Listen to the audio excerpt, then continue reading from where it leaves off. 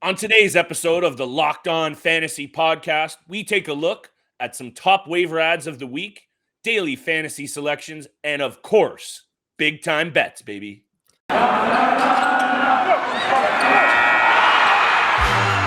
You're Locked On Fantasy Hockey, your daily podcast on fantasy hockey. Part of the Locked On Podcast Network, your team every day.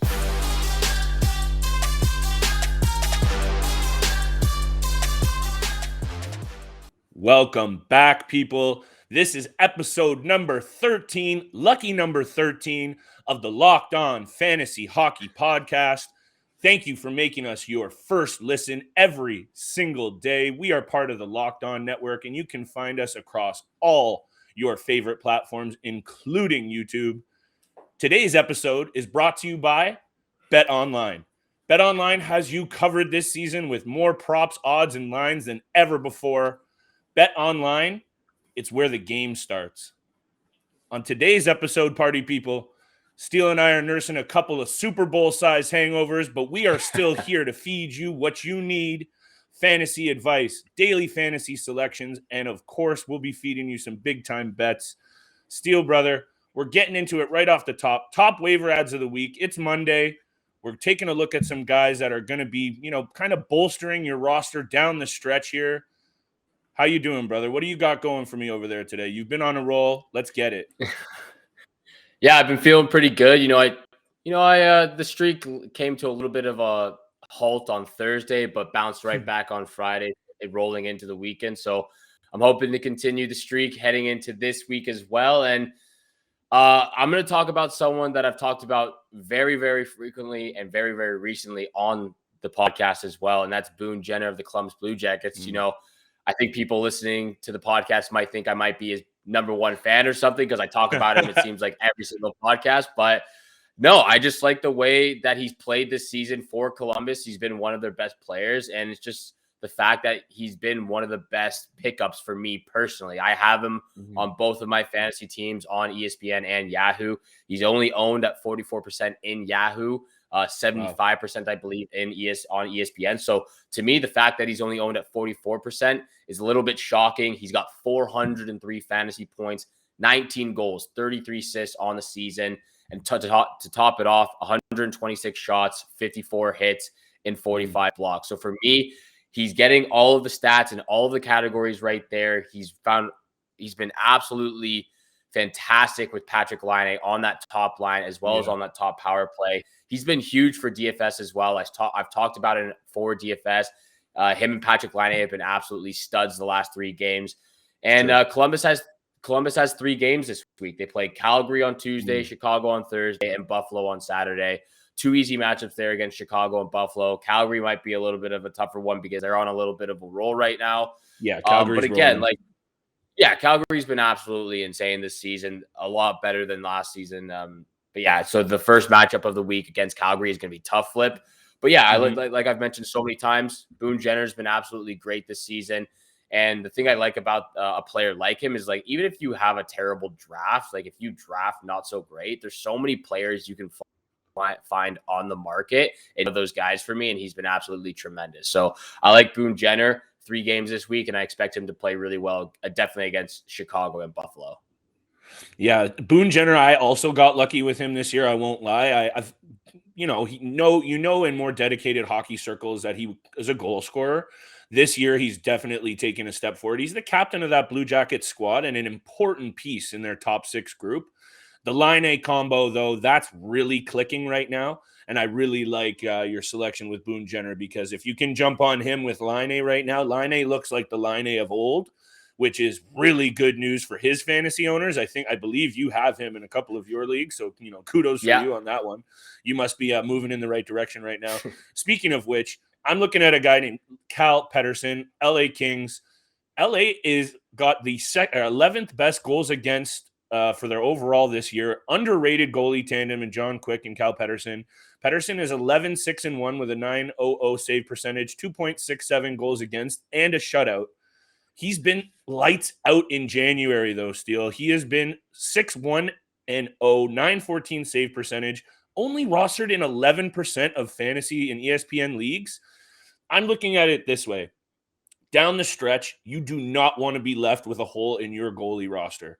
This is a nice third or fourth goalie option. If a guy, one of your starting guys gets hurt, slot in a guy like Pederson. He's not owned in a lot of leagues. Slap him on your roster, and it's a really nice kind of injury insurance move down the stretch. The Kings play 3 times this week, including a back-to-back on the weekend. So the second night of that back-to-back is the Arizona Coyotes. So you can almost guarantee he's getting at least one start, and it's likely one of them to be against the Arizona Coyotes. I like him this week. I like him as an add down the stretch as well. And I believe that him playing alongside John Quick, he's kind of learned and been tutelaged under him for a little while now, and it's starting to show, and he's really starting to own that crease in LA as much as they do share it this year. Cal Pederson, 10% in ESPN fantasy leagues. Have a look at him. Thank me later. Flip, if this was at the beginning of the season, I thought you would be off your rocker right now because Cal Pederson was not playing well back in October, November, even December. But I like the fact that you bring him up right now. I think the LA Kings have been very fortunate this year to have a healthy Jonathan Quick, who has really stepped up and elevated his game over the last couple of seasons because, again, he is one of those guys who has been injury prone. But you're right. They have a great tandem duo in the crease right now. And, moving forward, because, we mentioned on last episode, Tuukka Rask is out.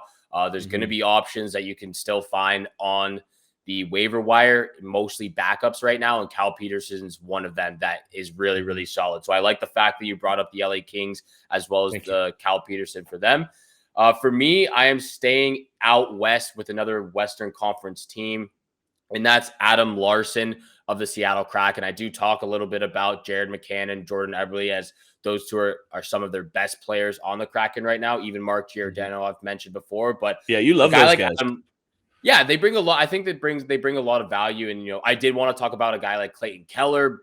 He's probably one of the only guys you can talk about on the Arizona Coyotes, but yeah. He's only got 2 games this week. So I'll figure I'll save him for my back pocket in the following week. But yeah, so for the Seattle Kraken, they have a couple of guys on there that bring a lot of depth value, especially for DFS. Even though they're a terrible team this season, they can still score some goals, get some assists, and fill up all in those other categories as well. And Adam Larson is one of those guys. He's got 4 goals, 15 points on the season, 340 fantasy points. He's only owned at 17%. So he's one of those guys, again, that if you're lacking on the blue line, if you have some injuries as well, people on the IR, that's a guy you can lean towards because this guy gets more blocks than anyone in the entire league. 92 blocks, 115 hits this season. And he also has 3 games coming up this week as well. Toronto on Monday, which should be a pretty tough matchup. So I expect him to be a little black and blue blocking those shots as well on Monday. Yeah. And then Winnipeg on Thursday, Flip, and Calgary on Saturday. So it's a 3-game Canadian matchup, I guess you can say. I think the first one is in Seattle and then 2 on the road, I believe. But you are correct. Anyways, yeah, for Adam Larson, he's one of those guys that I've tried to pick up. I have picked up on the waiver wire a couple of times. I've tried to make a couple of trades just because of those other statistical categories that he does really, really well in. And for me, that's a guy that I would look to as well. Only owned at 17%. I believe he is at 50% or 55% in ESPN. It's still surprising, that's a surprising number for a D-man too, especially when he fills out all those stats. So, kudos to you for highlighting this guy, though. I think some people should really start paying attention to his fantasy value. Yeah, and looking back at his stats last year with Edmonton, he's producing pretty much at the same rate as he was last year with Edmonton. So even though he's on a less talented team, he's still putting up the stats in all those categories. If he's not getting on the point board, putting up points up front, he's going to get hits, he's going to get blocks, and the occasional time he'll put the puck on net. So for me, I like a guy like Adam Larson. Yeah, I like it, Steele. We're looking a little bit obviously under the radar a lot of the times because there's no point in us telling you to go out and try and add a guy like Matthews. It's not happening, right? This is why you have to look to these value guys under the radar. That's a reoccurring theme, and you can expect it with us. We want to feed you what you need to win your leagues, to make money. My pick here, my last waiver pick of the week, Mason Marchman. The Florida Panthers are putting up crooked numbers on the regular in terms of offensive output. He is playing on one of the best third lines and underrated third lines in the league alongside Sam Reinhart and Anton Lundell, who's up there in rookie scoring. Mason Marchman himself, 20% or less in ESPN fantasy leagues, 8 goals and 15 assists in 22 games for 23 points, better than a point per game player. He's honestly cooking right now. He had a 6-point game right before the All-Star break. I like this line a lot, Steele, and I like his availability in a lot of leagues. Have a look at Mason Marchman, even have a look at Anton Lundell. Those are 2 guys that are must-adds down the stretch here. Any format, they're clicking. Florida is for real. They are going to continue to put up big offensive numbers, and I think you can expect that to continue. What else you can expect to continue is us and our love for Built Bars. Built Bars are covered in 100% real chocolate.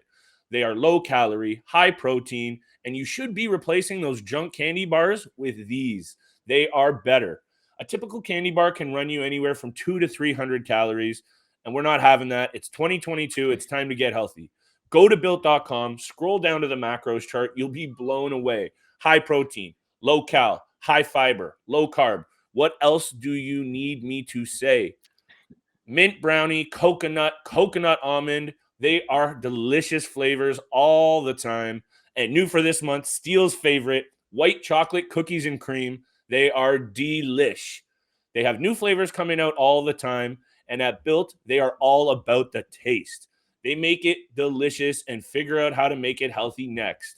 I don't know how, but they pull it off every time. So you know what it is. Go to Built.com, use promo code LOCK15 and get 15% off. Built.com, promo code LOCK15 and get 15% off. Whew. All that Built Bar talk, all this Super Bowl fun, Steele. I'm feeling a little woozy here. Might need a water, might need an agua. But we're going into your favorite segment, DFS picks. Monday, it's a quiet night in the NHL, so slim pickings a little bit here. But I know you were in the lab early this morning, so what do you got for me, brother? Yeah, there's only 4 games on the schedule, but I actually love all 4 of these matchups. It's, we got the Detroit Red Wings versus Minnesota Wild, Chicago Blackhawks versus Winnipeg Jets, Maple Leafs versus the Kraken, as well as the Oilers versus the San Jose Sharks. So I actually do like these matchups here, and I think you can find great value, especially in 3 out of the 4 of those games. And I'll start off with the Maple Leafs versus the Seattle Kraken. Obviously, with the Kraken being one of the worst teams in the NHL right now, I feel like I'm talking about them as well as the Montreal Canadiens all the time as being one of the worst, but it's true. They are. Where are your Kraken jerseys at? Hey, they have a sick jersey, though. I'll tell you that. I agree. Now. They might not be a good team, but their jerseys are one of the best. Yeah, that's the best thing they got going for them. Jeez. Oh, for sure. For sure. And I definitely got to cop one of those jerseys or a hat even at the end of the season for sure. But yeah, with the Toronto Maple Leafs on a 2-game skid right now, they definitely don't have 3 losses in a row. They got absolutely smoked by the Calgary Flames on Thursday. A tough loss to the Vancouver Canucks on Saturday as well. So they definitely don't want to lose 3 in a row after, going on a 6-game win streak. And I think this is a perfect game going up against the Seattle Kraken. You should expect some of those top dogs to just kind of like release out of the park, out of the hound, and just full takeoff.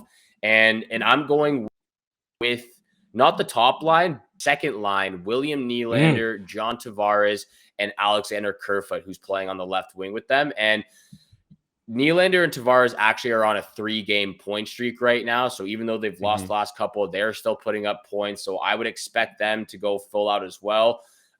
Even with Tavares and Nylander on the first line, it does help you with that, with getting some power play points going up against the Seattle Kraken.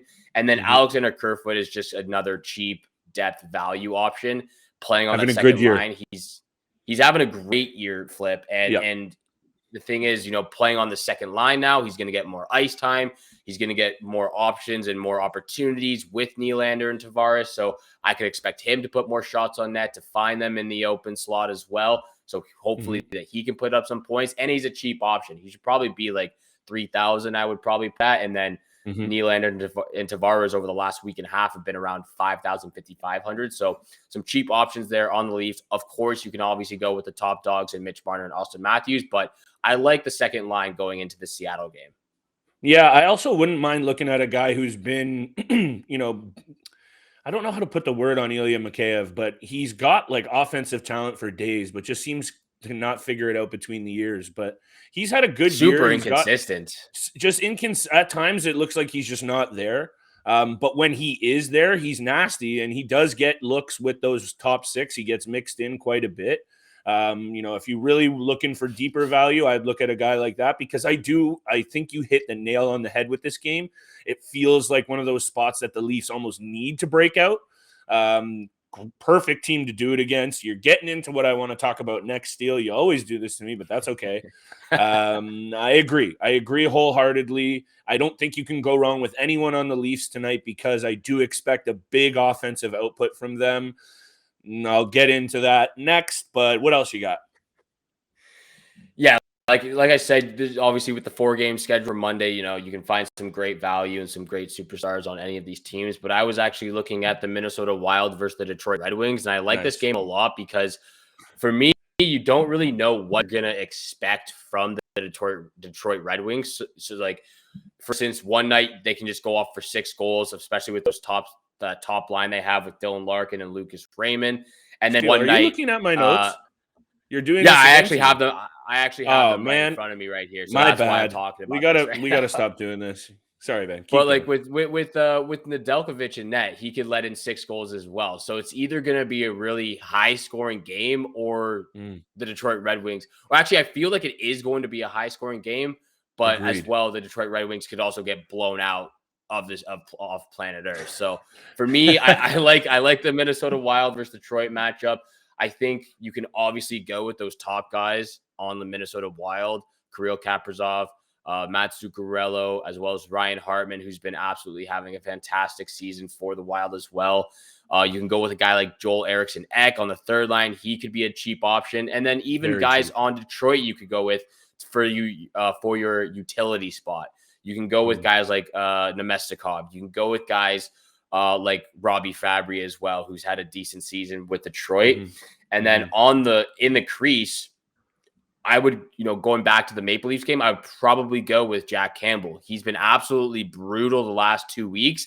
This should be a game that he should get the start, and then he should be on top of his game, and you should expect it from him. So in the last 2 weeks, in the last 6 or 7 games, he's had one game where he allowed just 1 goal, and everything else he's allowed 3 or 4 or 5 goals in a game. So for me, this is a guy who's been struggling for the last 2 weeks, even before the All-Star weekend, and you should expect him to try to bounce back going up against a Seattle team. You have to go that route. I think everything you're saying lines up to basically everything I want to talk about in the bet segment. So I'm a little bit rattled, but that's okay. I expect a big game from Toronto tonight. They almost need it. You can feel that, Saturday night they should have had that one against Vancouver. 51 saves from Thatcher Demko puts a little bit of a wrinkle in that. Kudos to Vancouver. Toronto didn't play good enough to win, but that was a game that they were in the whole time. To lose that way, 51 saves, you got to hope that they're fired up tonight and really ready to pump in at least 3 or 4. I expect a big night from number 34 as well. He needs to break out again. So we will see tonight, but I think you're right on the money with these, Steele. So I'm really feeling them, brother. Flip, if you don't want me looking at your notes, you might as well just put them away or something. You can't just leave them out there. I don't even know why I prepared today, to be honest, because the 2 games that I really want to talk about after the next break, you talked about them, but we're going to get into it anyway, because I'm ready to have a big week. You know what I'm saying?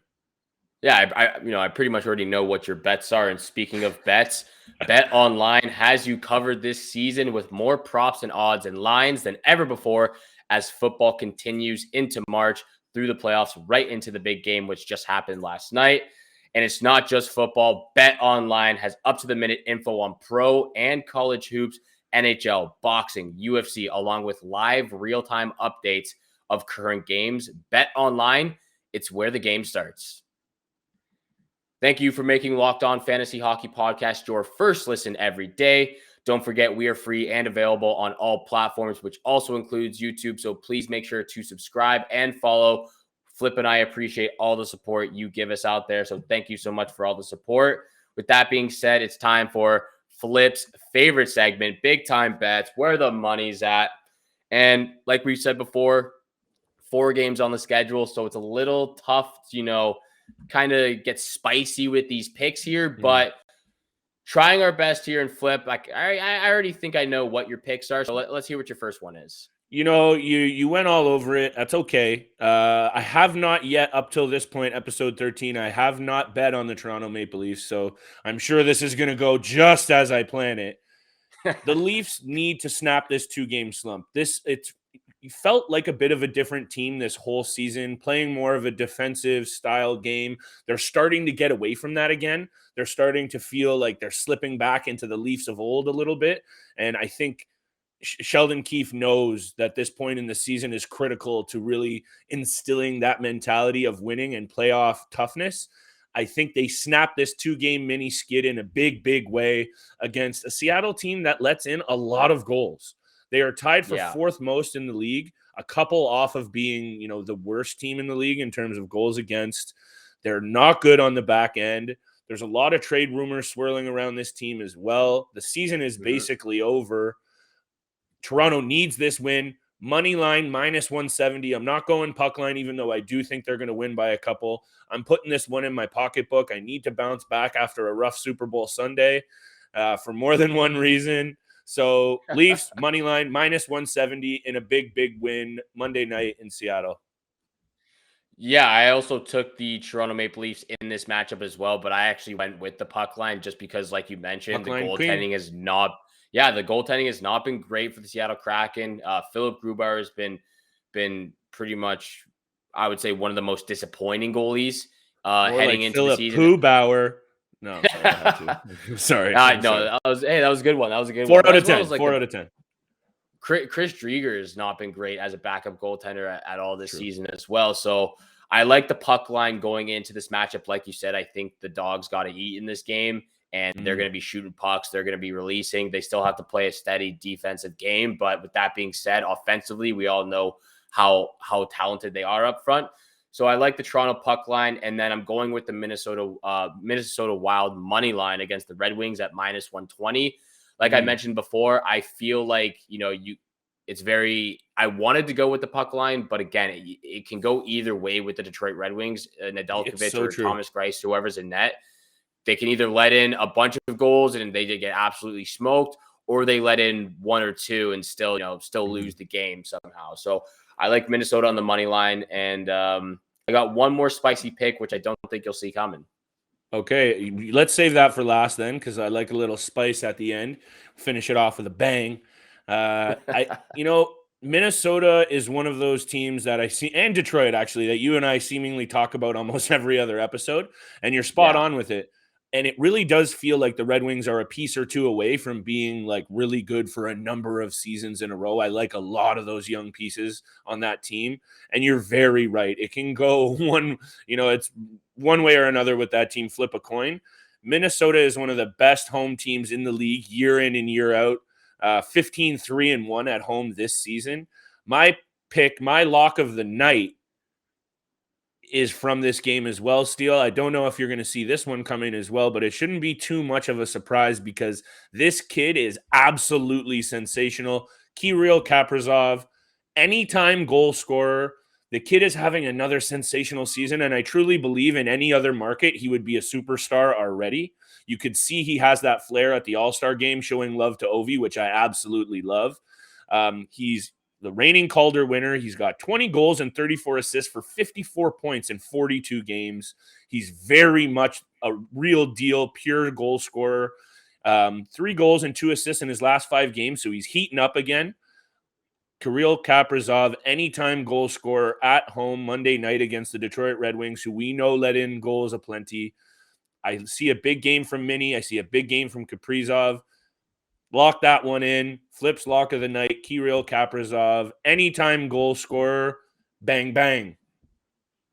Hey, that's why I took him for my DFS selections as well. I feel like Thank you. up in this matchup, goal every time. And hey, look, that's why his asking price last season was $45 million for 5 years. So he's proven that with his contract right now. He's proven it this season with, I believe he's up to 55 points, I believe, on the season and in 42 games, something like that. So he's been absolutely unreal as well. And then my last pick is actually the Chicago Blackhawks money line plus 135 against the Winnipeg Jets.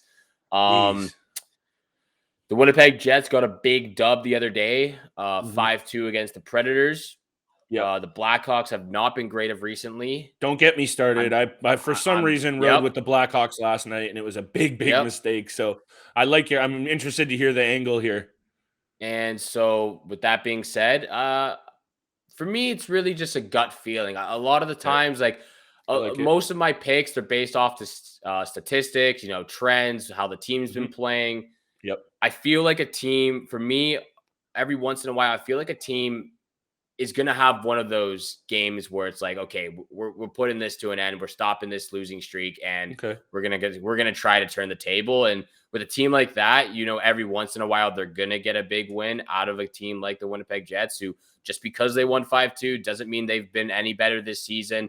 They've still struggled the entire season as well. So I like the underdog here at plus 135. That's where I can make a little bit more money than, like a favorite. So for me, I'm taking with the Blackhawks here on the money line. I'm going with my gut. Okay. And I would like to hear, what is the lock of the night? Is it mini money line? Mini puck line? The lock I forget. No. The lock of the night is the Minnesota Wild money line at minus 120. I like it, my friend. Hey, sometimes you just got to go with your gut. At least you're not trying to sugarcoat it here. It's a gut pick for Steele. It's a gutsy pick for Steele. I hope it pans out for you, because I took the Blackhawks last night and they got absolutely shellacked by the St. Louis Blues. This is what happens when you put your opinion online for everyone to read and poke fun at Steele. Sometimes you just got to show up the next morning and take it on the chin, but that's what it's about. And we're going to be here every day, Monday to Friday, doing that just for you. So stay tuned, and we really appreciate the love, you guys. I think the Blackhawks just needed me to pick them because of how lucky I've been over the last couple of weeks. So Thank you. I think they're going to be very happy that I chose them for Monday's moneyline pick. And like I said, lock those picks in. Flips lock of the night, my lock of the night with the Chicago Blackhawks money line. With that being said, thank you so much for making Locked On Fantasy Hockey your first listen every day. If you want more gambling advice instead of listening to Flip and I, you can get your more gambling advice at Locked On Bets. Make sure it's your second listen after us. Locked On Bets, your daily one-stop shop for all your gambling needs. Hosted by your boy Q with expert analysis and insight from Lee Sterling. It's free and available on all podcast platforms, just like this podcast. So please make sure you go subscribe, go follow us. Flip and I appreciate all the support you can give us. And you'll get the latest episodes of Locked On Fantasy Hockey Podcast as soon as they're available every single day, Monday to Friday.